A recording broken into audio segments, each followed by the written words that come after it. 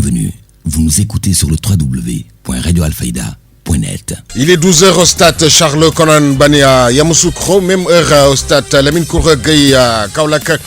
Merci de la confiance renouvelée à la Radio Alfayda pour vous informer. Vous avez fait le bon choix. Nous sommes ensemble pour une demi-heure d'information. Si vous nous rejoignez dans l'actualité de ce mardi 23 janvier 2024, c'est l'heure du journal dont voici les titres. À la une de cette principale édition, Medina Baye, l'équipe en charge des grands travaux de la Fayda avec à sa tête Baye 6, faisait face à la presse et les travaux de finition de l'esplanade ont été annoncés. Selon Baye 6, l'équipe va aussi s'atteler aux autres travaux tels que la mosquée, l'hôpital et l'université. Vous l'entendrez dès le début de ce journal avec Oumar Sissé. Touba Kanam a déroulé son 5e assemblée générale après 7 ans d'existence. Une rencontre qui a permis à Serigne Abdou Fattah Gueye, le président sortant, de rappeler que la structure a travaillé autour de 35 projets pour un montant de 10 milliards 675 710 916 francs. Tafa Mbaye nous fera le point dans ce journal. Poursuivi pour association de malfaiteurs volant réunion commis la nuit avec usage d'armes et de locomotion. Les accusés Touba Mbaye et Serigne Saliou Mbacké Ndiaye ont été reconnus coupables hier par la chambre criminelle qui a prononcé à leur encontre 10 ans de réclusion criminelle et le paiement d'1 million de dommages et intérêts. L'avocat de Serigne Saliou Mbacké Ndiaye, Elhadji Malick Diouf, que vous entendrez avec Ndeye Fatou Cissé. Sur l'international en Guinée, violation des droits de l'homme par les autorités de la transition. Le responsable de syndicat de presse a été placé sous mandat de dépôt après avoir manifesté contre la censure de certains médias du pays. Et puis sport, depuis sa première participation à la Coupe d'Afrique des Nations, l'équipe nationale du Sénégal n'a jamais remporté toutes ses rencontres en phase de groupe. Déjà qualifiés, les Lions veulent réussir le coup parfait face à la Guinée ce soir à 17h. La revue des quotidiens, dernière note de ce journal, mettra un terme à ce JP. Mesdames et messieurs, gardez votre confort d'écoute, le développement, c'est dans une poignée de secondes. Le journal Serigne Moussa Kane. Devant ce micro, Kodo Sek Keneme assure les opérations techniques. Mesdames et messieurs, bonjour et bienvenue. Medina Baye, l'équipe en charge des grands travaux de la Fayda, avec à sa tête Baye 6, faisait face à la presse et les travaux de finition de l'esplanade ont été annoncés. Selon Baye 6, l'équipe va aussi s'atteler aux autres travaux tels que la mosquée, l'hôpital et l'université. Baye 6 au micro de Oumar Sissé. La conférence de presse d'aujourd'hui est animée par la relance des grands travaux de la Fayda Tidiane. C'est-à-dire que nous avions durant le Mawlud 2023, remis au Khalif les gros œuvres, comme on peut l'appeler ainsi, donc de l'esplanade Mawlud Nabi. Donc le Khalif a décidé d'offrir au prophète Mohammed sallallahu alayhi wa sallam. Nous nous sommes évertués à finir ce bâtiment afin qu'on puisse y célébrer donc le Mawlud. Toutes choses étant finies, nous avons pris le temps de nous reposer, le temps de techniquement revoir l'ensemble des autres infrastructures et autres projets à faire pour travailler directement avec les techniciens. Donc nous avons pratiquement bouclé cela et nous sommes aujourd'hui dans une dynamique de relancer les grands travaux. Les grands travaux qui commencent, dont la priorité était l'esplanade, mais l'esplanade actuellement des travaux de finition. Donc après ces grands travaux, nous avons la mosquée, nous avons Medina Baye Nouvelle-Ville où nous aurons à implanter l'université, nous aurons à implanter l'hôpital, nous aurons à implanter beaucoup d'autres infrastructures, y compris les habitations. C'est en fait, en résumé, pour relancer ces travaux après une période de repos. Au menu de ce point de presse, la relance des grands travaux qui avaient débuté avec la construction de l'esplanade Mawlud Nabi qui a coûté 800 millions. Selon Baye 6, son appel a été lancé à l'endroit de l'ensemble des bonnes volontés et talibés de Maulana. Baye 6 avec Oumar Sissé. En ce qui concerne le budget pour la finition de l'esplanade, comme vous le savez, nous avons au niveau donc des grands travaux, comme vous le savez, ce sont les talibés qui financent nos projets. Donc nous budgétisons en fonction de nos besoins et de qui peut faire quoi. Compte tenu du fait qu'à ce jour, ce sont des bonnes volontés qui vont plus ou moins financer une bonne partie de cette finition et de quelques talibés. Donc, on ne peut pas annoncer ici de chiffres parce que tout simplement, à la fin des finitions, lorsque nous aurons à remettre les clés, comme on le dit, du projet au Khalif, à partir de ce moment, nous vous dirons exactement combien nous avons dépensé par rapport aux finitions. Vous savez qu'aujourd'hui, nous sommes à 800 millions par rapport à cette esplanade. Donc, à la fin des travaux, nous ne manquerons pas de revenir vers vous lors d'une conférence de presse pour vous dire que nous avons fini et que nous avons finalement le projet a coûté X francs. Par rapport au fonds Medina Baye, c'est une volonté du Khalif aussi. Donc c'est un autre démembrement du Khalifa. Et que effectivement, nous sommes en symbiose, nous sommes à leur disposition parce que le fonds Medina Baye, il mobilise des fonds. C'est pour financer des projets. Et que nous sommes l'institution qui exécute les projets. Que ce soit le fonds Medina Baye, que ce soit tout autre fonds ou toute bonne volonté qui viendrait nous donner un coup de main dans le financement du projet, nous sommes partants et que nous les accueillerons à bras ouverts. Ce qu'on peut faire, c'est exprimer nos besoins, le dire. Je peux nommer quelqu'un Cheikh Baye. Quand je lui ai dit que on doit aller en Chine, il dit j'y vais avec toi. Tout ce que je pourrais faire, je vais acheter moi-même. Et puis voilà. Donc moi de mon côté aussi, je ne manquerai pas de financer une partie. Et donc toute bonne volonté qui viendrait se joindre à nous, sûrement le Khalif aussi viendrait en appoint. Donc, toute bonne volonté, en tout cas, serait la bienvenue. Nous avons à nos côtés ici l'honneur de recevoir le président de Ansaroudi. Ibrahim Ciss relance des travaux de Medina Baye. Touba Ca Kanam a déroulé son 5e assemblée générale après 7 ans d'existence. Une rencontre qui a permis à Serigne Abdou Fatah Gueye, le président sortant, de rappeler que la structure a travaillé autour de 35 projets pour un montant de 10 675 710 916 francs. Compte rendu de Mamadou Moustapha Mbaye. Pour sa 5e assemblée générale, l'association Touba Ca Kanam a fait son bilan. Un bilan pour 7 ans d'existence. Abdou Fatah Gueye, président sortant. Touba Ca Kanam a démarré depuis 2017 et a récolté 10 675 710 000 francs.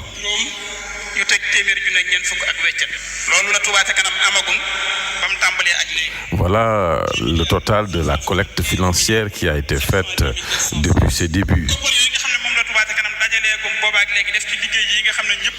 Cet argent a servi à réaliser beaucoup de travaux, mais nous rendons grâce à Dieu et à Serigne Touba, mais aussi saluons la prestation des femmes, les femmes qui ont été de tous les combats.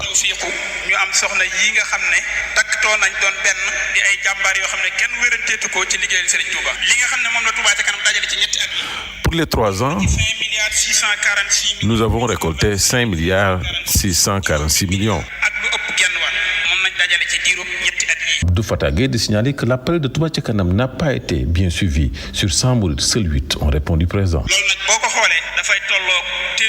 Maintenant, il faut aussi signaler que l'appel n'a pas été bien suivi. Sur 100 mourides, seuls 8 ont répondu présent. Mamadou Moustapha Mbaye, Touba, Alfayda FM. Où vous nous suivez sur les www.radioalfayda.net. Santé, nous en parlons dans ce journal. Le président du mouvement Sénégal Nouvelle Vision, par ailleurs président du conseil départemental de Kaolack, Youssouf Benjeloum, a offert une ambulance médicalisée d'une valeur de 15 millions au poste de santé de Sam. Aujourd'hui, c'est un jour spécial. Ça coïncide à la remise de dons d'ambulance au profit du poste de santé de Sam. C'était une promesse électorale. Nous l'avons réalisée aujourd'hui. Nous rendons grâce à Allah qui nous a permis de concrétiser cette promesse qui nous tend à cœur. L'ambulance médicalisée va rendre plus performant le poste de santé de Sam, qui est un poste de santé de référence dans le district de Kaolack. C'est le lieu et le moment de remercier tout le personnel de ce poste de santé, à sa tête l'ICP, mais également le comité de gestion qui gère ce poste de santé de Sam. Je remercie également toutes les autorités sanitaires de la région de Kaolack, en particulier la directrice régionale de santé, représentée ici par le docteur médecin-chef M. Seck. Donc nous leur rendons un grand hommage pour tout ce qu'ils sont en train de faire pour les populations de Kaolack. Cette ambulance, nous la remettons au comité de gestion. M. Sarr, nous vous demandons d'en prendre soin. Entretenez cette ambulance. Nous vous la donnons pour que vous assistiez au mieux les usagers. Cet acte que nous venons de poser s'ajoute à d'autres pour rendre la vie des Kaolackois plus aisée.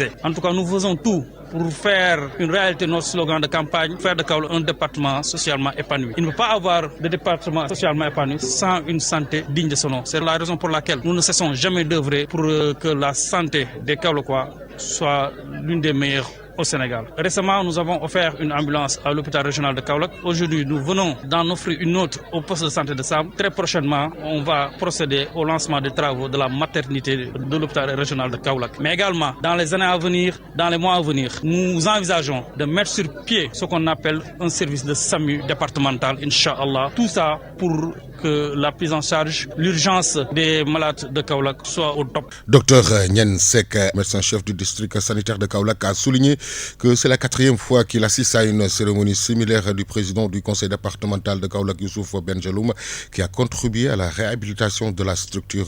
Écoutons le docteur Nyen Sek. Nous sommes aujourd'hui très honorés d'être présents ici à cette cérémonie de remise symbolique de clés pour une ambulance au poste de santé de Sam. C'est un don de l'honorable député, président Ahmed Youssouf Benjeloum, qui est le président du conseil départemental de Kaolack. Cette cérémonie n'est pas la première. Je peux dire que c'est la 4e fois, en tout cas moi, depuis que je suis là, que nous assistons à une cérémonie similaire au niveau du poste de santé de Sam. Ces œuvres ne s'arrêtent pas seulement à Sam. Comme aujourd'hui on est à Sam, c'est la 4e fois moi que je viens ici pour participer à une cérémonie pareille. Il était là pour des consultations gratuites, un don d'échographie. Il a contribué à la réhabilitation du poste de santé, mais aujourd'hui, il a atteint le sommet par le don d'une ambulance d'une valeur de 15 millions. Ça, ce n'est pas une mince affaire et il vient contribuer au renforcement du système de santé, car il vient donner au poste de santé, à la population de la commune, à la population du district, au moins qu'ils puissent contribuer à la prise en charge des malades, parce que la référence fait partie de la prise en charge. Donc aujourd'hui, encore une fois, nous disons merci à l'honorable député Benjeloum qui œuvre toujours pour accompagner les structures de santé. Nous avons appris qu'il y a quelques jours aussi, il a donné une ambulance au niveau de l'hôpital, du centre régional, hospitalier régional, El Hadj Ibrahima Niass de Kaolack. Donc de notre part, nous nous engageons à faire de ce joyau, à l'entretenir pour qu'il puisse avoir une durée de vie raisonnable afin de pouvoir contribuer à la prise en charge des malades. À ce titre, nous nous engageons, mais nous engageons aussi l'équipe du poste de santé à bien entretenir cette ambulance, parce que souvent il y a beaucoup d'investissements qui sont faits, mais c'est l'entretien qui pose défaut. Mais nous avons confiance à l'équipe qui est là, parce qu'on a un infirmier chef de poste et une sage-femme très travailleuse, très engagée et très dévouée à leur tâche, et nous osons espérer qu'ils vont entretenir cette ambulance. De Paymar à Kër Samba Thiam, où il y est bientôt 12h13. L'info se poursuit sur la 90.1. Vous suivez le journal. Le directeur général de la Sénélec, Pape Demba Bitèye, a procédé à la cérémonie de mise en service de l'électricité dans 4 villages, Paymar, Djagamar de Kër Samba Thiam, pour matérialiser la vision de son Excellence Macky Sall. L'investissement de ces 4 localités est de 750 millions. Alioune Badara Diop. Le directeur général de la Sénélec, Pape Demba Bitèye, a procédé ce week-end dans le département de Nioro le lancement des travaux d'électrification de 7 villages dans la commune de Médina Sabakh et la mise en service de 4 autres villages. Voilà, donc nous sommes venus aujourd'hui en marge de la visite qui prépare le Magal de Prokhane, mettre en service les localités de Payomar, de Djigimar et Kër Samba Thiam. En fait, ceci pour matérialiser la vision de son Excellence, Monsieur le Président de la République, et dire que Sénélec maintenant s'oriente résolument vers l'accès universel. Parce que comme vous avez eu à le voir, nous avons lancé les travaux pour 7 localités. Qui connaît Médina Sabakh, c'était 2 localités électrifiées. Et aujourd'hui, l'ensemble des localités sont dans les projets et programmes, à savoir le programme avec le MCA, le programme BES et PADES sous financement de la Banque mondiale. Ceci est un ouf de soulagement pour les populations, a indiqué le maire de la commune de Médina Sabakh, M. Ibrahima Niass. Très content du directeur général de la Sénélec, de tout ce qu'il a fait pour nous, de la traduction exacte de la vision du président Macky Sall. Nous sommes vraiment contents. Le directeur général de la Sénélec veut matérialiser le programme appelé l'accès universel à l'électricité. L'investissement pour ces 4 localités est de 750 millions, ce qui a permis de raccorder toutes ces localités au niveau du réseau interconnecté de Sénélec. Au terme de la cérémonie, cérémonie, le directeur général de la Sénélec a félicité tous les acteurs qui sont intervenus dans la réalisation de ce projet structurant. Il a révélé l'engagement du gouvernement qui a permis d'obtenir des résultats extraordinaires dans le secteur de l'électricité, notamment la production d'électricité en abondance et de qualité. Le directeur général de la Sénélec, Pape Demba Bitèye, précise que bientôt Médina Sabakh va atteindre aussi l'accès universel à l'électricité, que la position géographique n'est plus discriminatoire pour accéder à l'électricité. Il est toujours avec Aline Badara Diop. Donc c'est juste une question de temps et que bientôt Médina Sabakh va atteindre l'accès universel et nous pensons que nous allons revenir, Inch'Allah, célébrer ça avec son très dynamique maire, M. Ibrahima Niang, que nous remercions une fois de plus. Et je voudrais rassurer le maire, au vu de la forte demande aujourd'hui à laquelle Sénélec fait face dans cette zone, qui est presque frontalière avec la Gambie, nous allons construire un nouveau poste haute tension au niveau de Wakunguna. Ce poste va nous permettre aujourd'hui de diminuer la source parce que toute l'alimentation nous vient de la centrale de Kawol, ce qui à terme avec la forte demande que nous aurons pourra impacter la qualité de service. C'est pourquoi dans son plan stratégique et le plan de transport distribution, Sénélec a prévu de mettre en place un poste haute tension au niveau de Wakunguna. C'est l'occasion pour moi également de remercier le maire Lamine Dieng qui nous a octroyé le terrain et avec le projet 26-2, bientôt nous allons lancer les travaux pour dire que la vision de son Excellence Monsieur le Président de la République qui était de mailler tout le territoire et à construire des postes sous-sources, de tirer des lignes 30 kV pour alimenter toutes les activités des différentes zones est en cours et nous avons bon espoir aujourd'hui avec la clôture de tous ces projets que les travaux vont bientôt démarrer et qu'aujourd'hui les populations vont pouvoir accéder à l'électricité. Et vous avez vu les localités dans lesquelles nous sommes. Aujourd'hui, la position géographique n'est plus discriminatoire pour accéder à l'électricité parce que le réseau de transport couvre l'intégralité du territoire et les populations peuvent être raccordées à partir des différents postes sous-sources. Marché central de Kaolack où l'adjoint au maire Dr Mbaye Gueye a présidé l'installation du délégué principal du marché et les délégués sectoriels dans l'ensemble des marchés de Kaolack pour leur bon fonctionnement.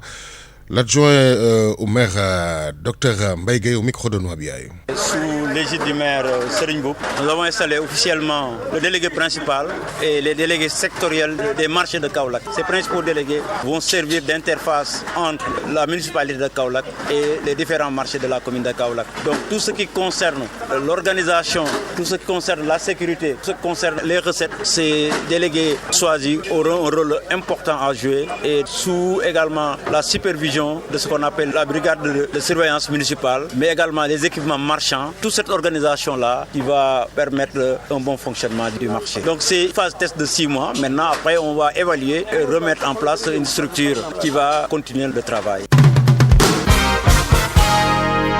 Alfayda FM. Alfayda FM 90.1, émettons depuis Medina Baye, immeuble Cheikh Imam Hassan Cissé, studio Ali Moumar à Alilo. L'info se poursuit. 19 km c'est le tronçon Sibassor Ndiabel Dia qui a un impact négatif sur la santé des populations. Le maire Tamsir Gueye lance un appel pour que les travaux soient achevés dans les plus brefs délais. Il est ici au micro de Cheikh Tidiane Diagne. Le tronçon Sibassor Ndiabel Dia est une piste latérique de près de 19 km ainsi que le bitumage est une vieille doléance des populations des 3 communes d'après Tamsir Gueye, le maire de la commune de Dia. Cette piste a un impact négatif sur l'économie, mais aussi plus particulièrement sur la santé de nos populations. C'est pourquoi vraiment nous réitérons notre appel pour vraiment que ces travaux soient vraiment réalisés dans les plus brefs délais. Effectivement, donc vous avez c'est une piste latérique quand il y a une fréquentation assez régulière de véhicules avec la poussière, donc ça impacte la santé des populations. Et je me rappelle bien à 2 ou 3 reprises, la population de Dia s'est soulevée pour faire des manifestations en barrant la route et nous avons pu négocier avec eux, parler avec eux et des accords ont été trouvés maintenant parce que la société procède à des arrosages quotidiens, 3 arrosages par jour pour diminuer la poussière. Le maire de la commune de Dia, Tamsir Gueye, invite le ministre du Transport Mansour Faye à respecter ses promesses. Maintenant, face à l'urgence, face aux besoins donc de la population, je pense que nous devons accélérer la cadence pour que, comme le ministre des Transports l'avait promis lors de la visite du président de la République au profit des familles religieuses, qu'il allait venir procéder au lancement des travaux dès la fin de l'hivernage. Maintenant, nous sommes vraiment en pleine période de saison sèche et nous rappelons donc au ministre Mansour Faye ses promesses et pour qu'il vienne vraiment lancer ces travaux. Il sera vraiment un ouf de soulagement pour l'ensemble des 3 communes. Et cette piste porte l'économie de ces 3 communes et c'est un facteur de développement. Une fois que donc cette piste sera réalisée, ça va transformer structurellement l'économie de ces 3 communes. Il a par ailleurs salué le nombre de kilomètres de routes créés par le président de la République, son Excellence M. Macky Sall. Tamsir Gueye a déploré également les problèmes liés à l'entretien et au suivi des routes. Cheikh Tidiane Diagne, une doléance d'une vingtaine d'années qui vient d'être réalisée au profit de la jeunesse de Dieu. Le maire Tamsir Gueye a procédé à l'inauguration du stade municipal de Dieu, baptisé stade municipal Doudou Sène. Tamsir Gueye au micro de Cheikh Tidiane Diagne. L'événement qui nous réunit aujourd'hui, c'est l'inauguration du stade municipal de Dia, dénommé stade municipal Doudou Sène, suivi donc de la finale de la Coupe du Maire. C'est une fierté pour la population de la commune de Dia, mais aussi une doléance vieille d'une dizaine ou d'une vingtaine d'années qui vient d'être réalisée au profit de la jeunesse de la commune de Dia. Parce que avant même que je ne sois maire, tout le temps donc la jeunesse et la zone réclamaient donc ce stade-là. Et nous rendons grâce à Dieu de nous avoir permis de réaliser ce désir, ce besoin de la jeunesse en l'espace de moins de 2 ans. Donc ce qui fait quand même que nous avons pris service le 18 février 2022. Aujourd'hui, nous sommes janvier 2024. On n'a pas encore bouclé donc les 2 ans et nous venons vraiment de procéder à l'inauguration de la première phase de ce stade municipal qui est estimé à un coût de 50 millions pour la première phase. Et nous comptons entamer la deuxième phase qui va consister à réaliser donc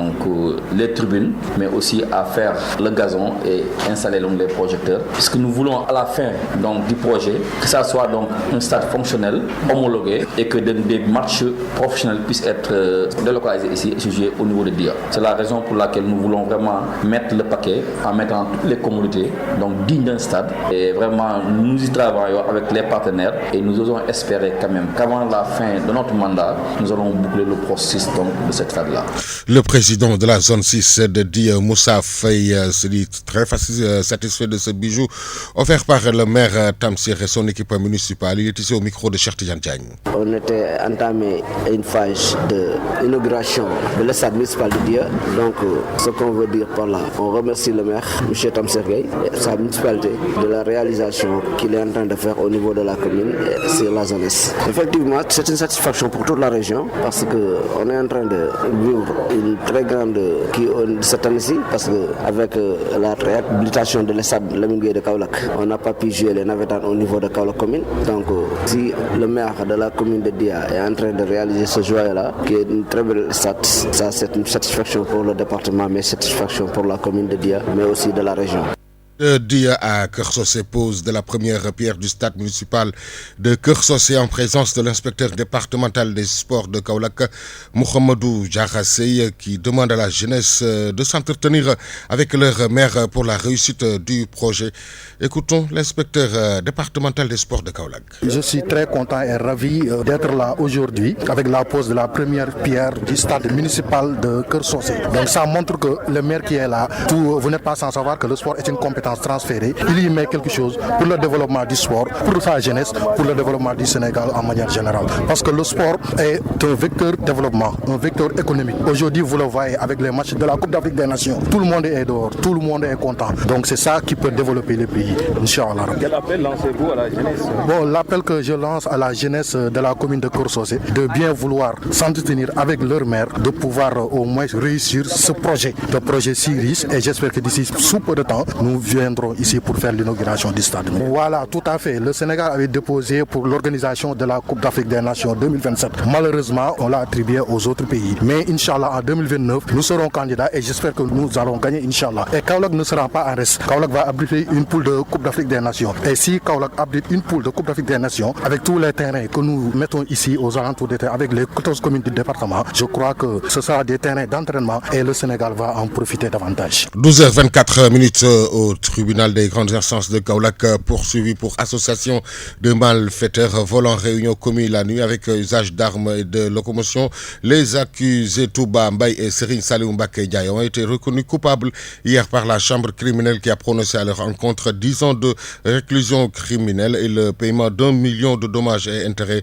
Son avocat, l'avocat de Serigne Saliou Mbacké Ndiaye, maître El Hadji Malick Diouf avec Ndeye Fatou Cissé. Donc Serigne Saliou Mbacké Ndiaye a été interpellé quelques mois après l'interpellation de son co-accusé Touba Mbaye parce qu'on les reprochait des infractions d'association de vol en réunion commis la nuit avec violence et usage de moyens de locomotion. Maintenant, suite à une interpellation de Touba Mbaye, des recherches ont été effectuées et c'est en ce moment qu'on a découvert qu'il était interpellé et détenu pour autre cause. Il était à la maison d'arrêt et de correction et c'est en ce moment qu'il a été extrait et entendu une nouvelle fois par la police qui lui a valu sa comparution aujourd'hui devant la chambre criminelle. À l'enquête préliminaire, il reconnaissait avoir participé à l'infraction. Mais devant le juge d'instruction, il a nié. Et le juge d'instruction l'a rappelé ses déclarations qu'il avait tenues devant les officiers enquêteurs.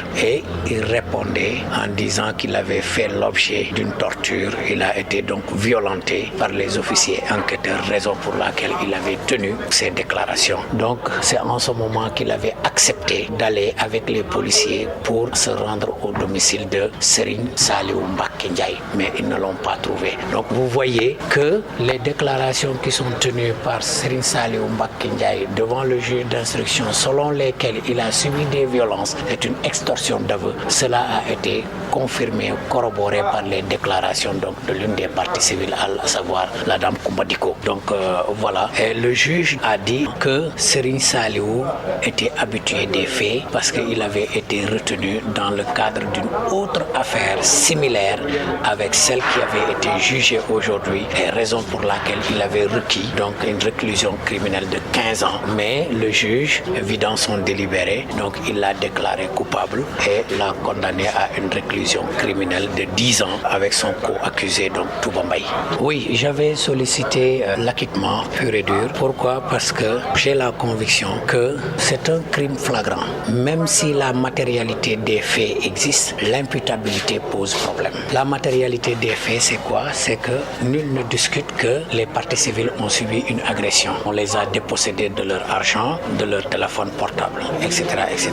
Mais qui est l'auteur de ces faits? Donc nous sommes devant une infraction de flagrance, un crime flagrant.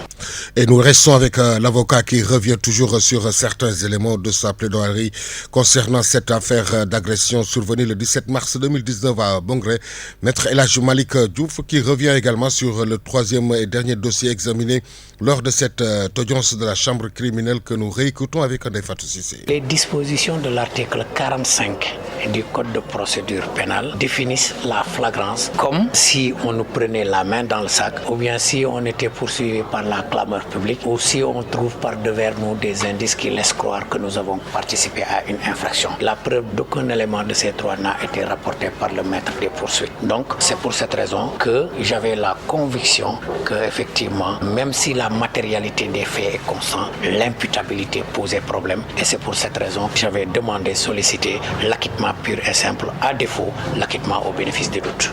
Voilà. Votre client Daouda Guirassy a bénéficié d'une annulation? Oui, Daouda Guirassy, le procès verbal d'enquête de douane a été donc annulé pour violation des dispositions de l'article 57 alinéa 2 du Code de procédure pénale. Pour la bonne et simple raison que dans le procès verbal d'enquête de douane, on n'a pas mentionné les jours et l'heure auxquelles Daouda Guirassy a été placé en position de garde à vue. Il n'a pas mentionné les heures de repos, les heures où donc l'audition a commencé, les heures où donc l'audition a été clôturée. Tout cela n'a pas été donc mentionné et cela, les disposition de 57 auquel renvoie 311 du Code des douanes, 311 deuxièmement, dernier alinéa, le Code de procédure pénale en ce qui concerne la garde à vue. Et donc c'est ce que nous avons soulevé et le juge a constaté la violation de cette disposition 57 alinéa 2 du Code de procédure pénale et 311 2 dernier alinéa du Code des douanes et a sanctionné donc le défaut de cette mention par la nullité du procès verbal d'audition des douaniers et toute la procédure subséquente et a donné main levée du mandat de dépôt. Et le maître El Hadji Malick Diouf, chambre criminelle du tribunal de grande instance de Kaolack, si la juridiction retient la culpabilité de l'accusé Cheikh Ibra Fall Gningue pour les faits de complicité de viol, collecte et diffusion d'images obscènes, il risque un emprisonnement de 10 ans de réclusion criminelle, peine requise par le parquet. Il sera fixé sur son sort le 19 février prochain. 12h31 à Kaolack, une heure de plus à Paris. Actualité internationale. En Guinée, violation des droits de l'homme par les autorités de la transition. Le responsable de syndicat de presse a été placé sous mandat de dépôt après avoir manifesté contre la censure de certains médias. C'est une série de brèves réalisées par nos partenaires de la Voix de l'Amérique. En Guinée, le responsable d'un syndicat de presse a été placé sous mandat de dépôt après avoir appelé la semaine dernière à manifester contre la censure de certains médias et de l'Internet. La réaction de l'avocat de Sékou Jamal Pendessa n'a pas tardé. Voilà encore un cas flagrant de violation des droits de l'homme par les autorités de la transition, a dit maître Salifou Béavogui.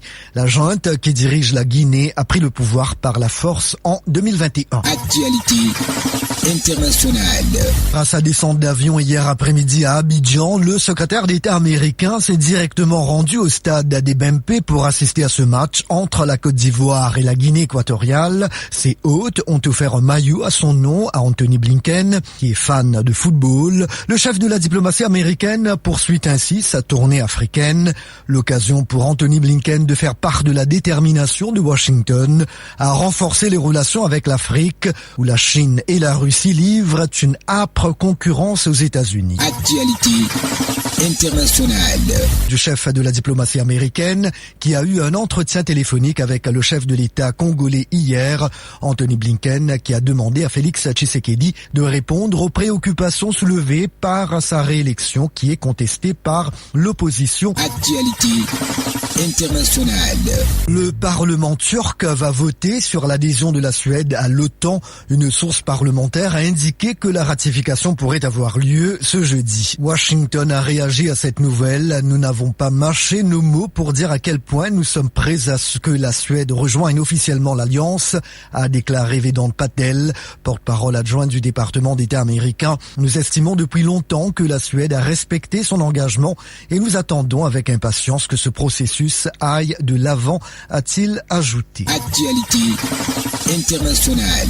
Ici aux États-Unis, l'ancien président Donald Trump a tenu hier soir un meeting de campagne dans l'État du New Hampshire, théâtre aujourd'hui de primaire républicaine. Son unique rival, Nikki Haley, cherche à lui barrer la route après le retrait surprise du gouverneur de Floride, Ron DeSantis. Actualité internationale. Des combats acharnés continuent à opposer l'armée israélienne et le Hamas palestinien à Khan Younes, dans le sud de Gaza, sur fond de tractation pour mettre la guerre sur pause, quelques semaines à défaut de solution à plus longue échéance. D'après le site américain Axios, Israël a proposé au Hamas, via la médiation de l'Égypte et du Qatar, une trêve de 2 mois dans les combats et les raids à Gaza en échange de la libération de tous les otages. Et sport.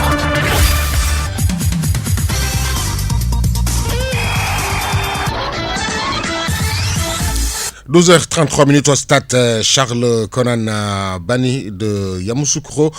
Cette page sport que nous aurons avec le coach de l'équipe nationale Aliou Cissé en conférence de presse avant match hier pour ce derby ouest africain de ce soir Sénégal-Guinée pour la première place.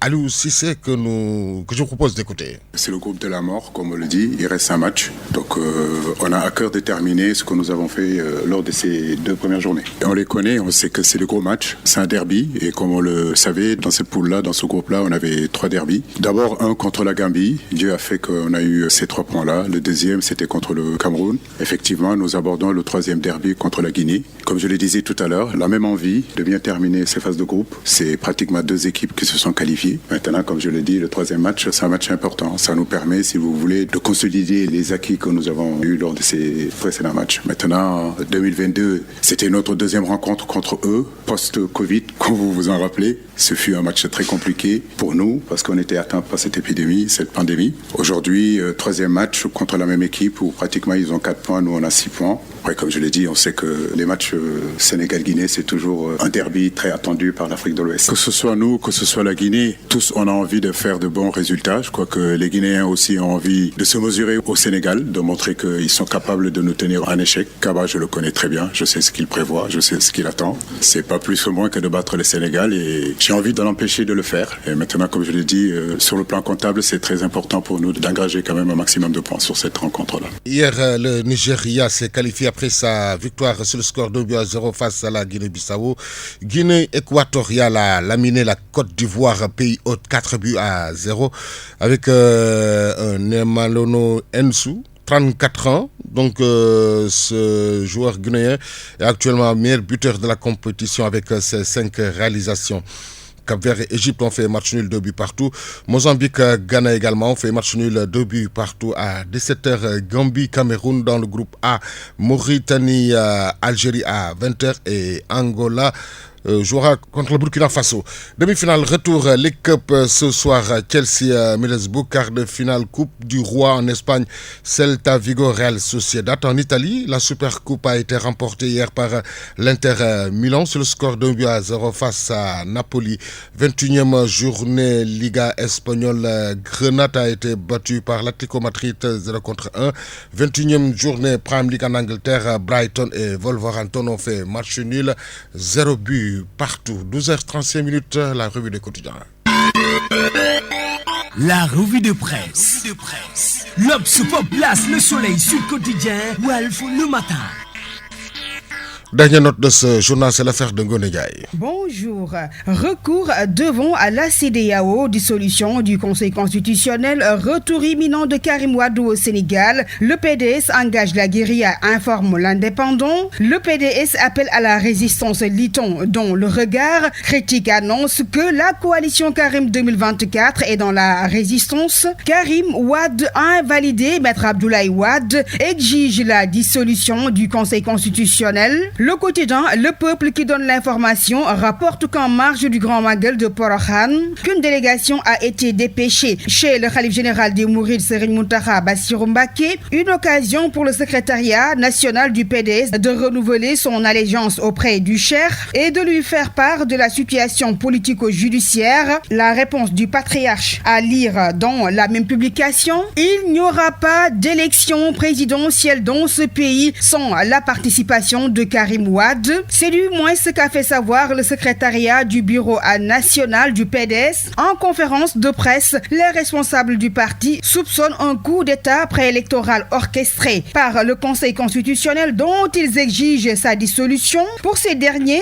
c'est la énième complot politique contre Karim Wade et soutiennent que ça ne passera pas. Nous mènerons le combat, disent-ils. Ils demandent à la coalition Karim 2024, aux comités électoraux et mouvements de soutien de se tenir prêt pour le combat. Relaye le même journal. Sujet sur la double nationalité de Karim Wade. Cher Baradoli Mbacké dans Source A et Les Échos déballe sur Karim et fait des révélations accablantes. En tout cas, pour l'évidence, c'est Karim Wade qui est le grand perdant à ces élections. Perdant ou pas, l'irrecevabilité de la candidature de Wade fils. Selon la Tribune, c'est la crédibilité du Conseil constitutionnel qui est remise en question. Karim Wade écarté de la présidentielle. Une chance pour Idi, s'exclame le journal L'Enquête. Et puis restons toujours à parler de politique. Choix de Sonko pour la présidentielle. Le quotidien note une guerre des trois. L'ex-Pastef s'agrippe à Diomaye. Habib Sy et Cheikh Tidiane Dièye roulent pour le meilleur profil. Et justement, parlant de profil, Yor Yenikay s'intéresse à la candidature de Bassirou Diomaye Faye et titre: Diomaye porte étendard du projet Pastef. PASTEF. Et puis nous poursuivons cette revue des titres avec un autre sujet qui défraie la chronique. Situation des droits de l'homme, répression préélectorale. Human Rights Watch accable le Sénégal et dresse un tableau sombre. Selon plusieurs quotidiens, le cas Sénégal en question, s'exclame Sud Quotidien et Sud Quotidien. Non-respect des droits de l'homme, souligne Dakar Presse, alors que pendant ce temps, Aïssata Tall Sall devant le Conseil des droits de l'homme de l'ONU, enfile sa robe d'avocat pour défendre le régime du président Macky Sall. Rewmi Quotidien parle d'une plaidoirie en hauteur. Nous terminons en sport. Dernier match de poule du Sénégal face à la Guinée ce soir à partir de 17h. Le journal Source A y voit un derby sous haute tension. Derby des rivaux, objectif la première place du groupe Liton dans les Échos. Sans oublier l'As qui barre à sa une. Les Lions visent le carton plein. C'était tout pour la revue des titres. À vous pour le reste, Serigne Moussa Kane. 12h, bientôt 48 minutes. Merci à toi, Ngonde Ndiaye. Le rappel des titres.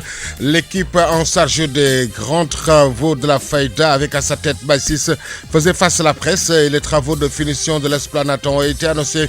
Baïsis, l'équipe aux autres travaux tels que la mosquée, l'hôpital et l'université. Vous l'avez entendu au micro d'Oumar Sissé. Touba Tchakanam a déroulé son 5e assemblée générale après 7 ans d'existence, une rencontre qui a permis à Serigne Abdou Fattah Gueye, le président sortant, de rappeler que la structure a travaillé autour de 35 projets pour un montant de 10 675 710 916 francs. Tafa Mbaye nous a fait le compte rendu. Alors, poursuivi pour association de malfaiteurs, vol en réunion, commis la nuit avec usage d'armes et de locomotion, les accusés Touba Mbaye et Serigne Saliou Mbacké Ndiaye ont été reconnus coupables hier par la chambre criminelle qui a prononcé à leur encontre 10 ans de réclusion criminelle et le paiement d'1 million de dommages et intérêts. L'avocat de Serigne Saliou Mbacké Ndiaye, maître El Hadji Malika Diouf, que vous avez entendu avec Ndeye Fatou Cissé. La revue des quotidiens, l'actualité internationale et la page sportive ont mis un terme à ce 12h. Merci à toute l'équipe qui a permis à sa réalisation. Merci à Kodosek Keneme qui en a assuré la partie technique. Était devant ce micro Serigne Moussa Kane. L'info revient dans moins de 30 minutes. Ce sera avec Ndeye Khady Sadio dans la version Wolof. Merci de nous avoir accueillis dans l'intimité de chez vous. Mais sachez que vous êtes la raison de notre passion et de notre engagement quotidien. Nous sommes reconnaissants de la confiance que vous nous accordez. Au plaisir.